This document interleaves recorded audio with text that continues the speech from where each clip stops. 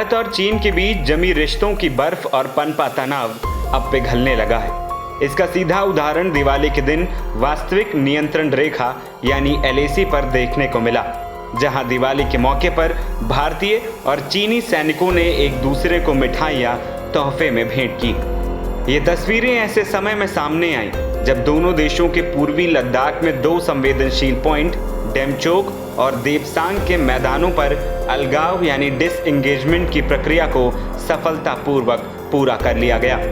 दिवाली के मौके पर ऐसी तस्वीरें सामने आने पर इसे कूटनीतिक नजरिए से एक महत्वपूर्ण उपलब्धि माना जा रहा है। रिपोर्ट के मुताबिक चुशूल मोल्डो सीमा बैठक स्थल पर मिठाइयों का आदान प्रदान किया। सूत्रों से मिली खबर के मुताबिक दिवाली के मौके पर LAC पर भारत और चीन के सैनिकों के बीच मिठाइयों का लेन देन किया गया। सूत्रों ने यह भी बताया कि यह आदान प्रदान LAC के पास 5 सीमा कर्मी बैठक यानी कि BPM बिंदुओं पर हुआ। भारत और चीन के बीच देपसांग और डेमचोक में डिसएंगेजमेंट का काम भी पूरा हो गया है। भारत चीन बॉर्डर पर दोनों देशों के सैनिक पीछे हट चुके हैं।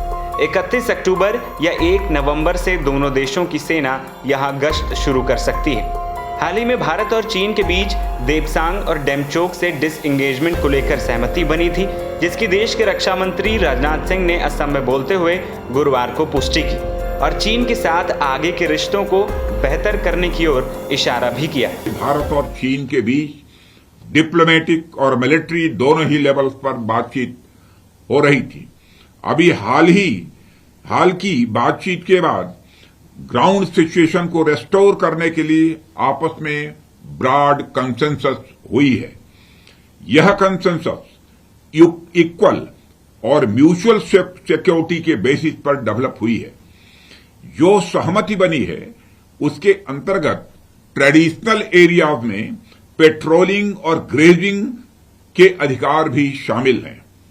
इस सहमति के आधार पर डिसएंगेजमेंट का प्रोसेस लगभग यह पूरा हो गया है और हमारा प्रयास होगा कि बात डिसएंगेजमेंट से भी आगे बढ़े, लेकिन उसके लिए हमें अभी प्रतीक्षा करनी होगी।